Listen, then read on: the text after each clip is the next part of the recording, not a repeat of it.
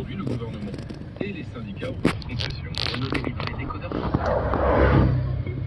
Créer un statut d'éco-citoyen. Reportage aux portes de la bataille sanglante de la guerre en Ukraine. Soledad où les corps jonchent.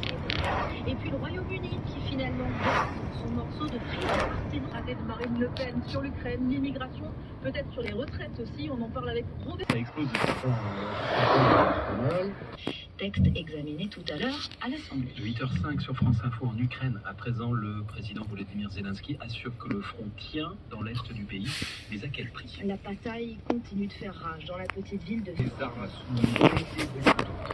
La ville de combien de temps encore une chose certaine. France Info. 7h, 9h30.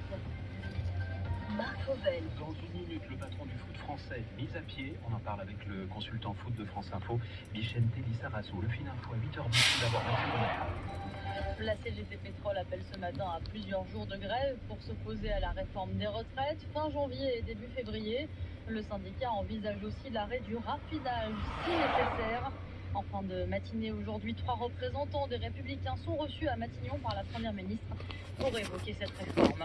En septembre prochain, les élèves de 6e auront 1 heure supplémentaire de français ou de mathématiques par semaine. Ce sera soit une heure de soutien, soit une heure de soit une heure d'approfondissement. Elle doit servir à améliorer l'empoisonnement d'une 13 mortelle, ce qui nuit.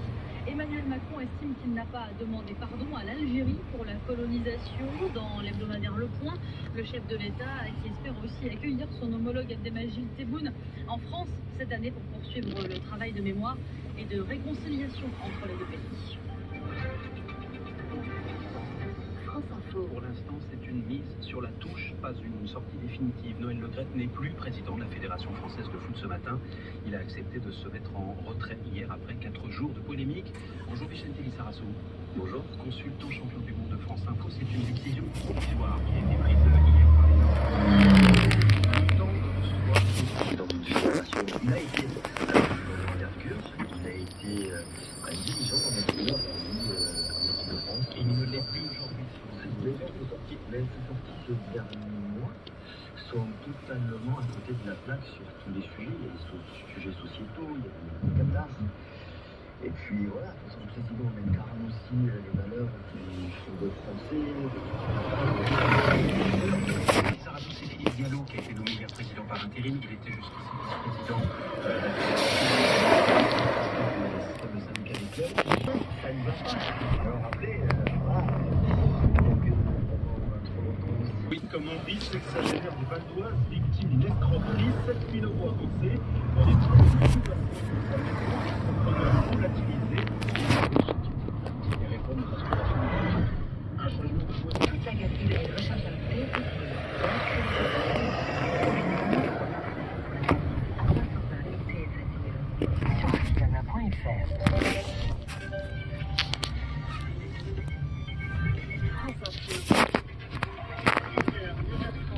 Les Républicains sont reçus à Matignon. Uniforme à l'école en plus pour améliorer le niveau des collèges. À partir de la rentrée de septembre, les élèves de 6e auront 1 heure de soutien chaque semaine à la rentrée. Un nouveau centre de lancement de satellites. Une durée de 2 ans. Et il y aura bientôt ressurgir en Suède, comme 2J et 2K, c'est une commune de Laponie suédoise C'est de la entourée thématique. Donc commune entourée de forêts, sans quasiment aucun habitant à 5000 km à la ronde. Elle abrite une base spatiale européenne depuis la fin des années 60. Elle servait essentiellement jusqu'ici à étudier l'atmosphère terrestre et les aurores boréales, mais elle devrait donc normalement faire décoller son premier satellite à la fin de cette année. La Laponie, c'est assez loin de l'équateur. Est-ce que ce n'est pas un handicap pour envoyer des satellites dans l'espace? C'est vrai qu'une localisation qui sont dédiées essentiellement à l'observation de la Terre. Les télécommunications peuvent être mises en orbite par de petits lanceurs, des fusées de 20 ou 30 mètres seulement, d'où cette profusion de projets de base de lancement.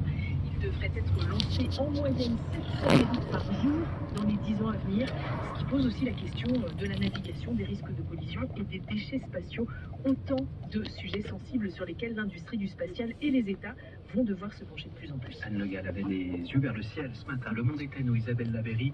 En Grèce, à présent, le procès de 24 travailleurs humanitaires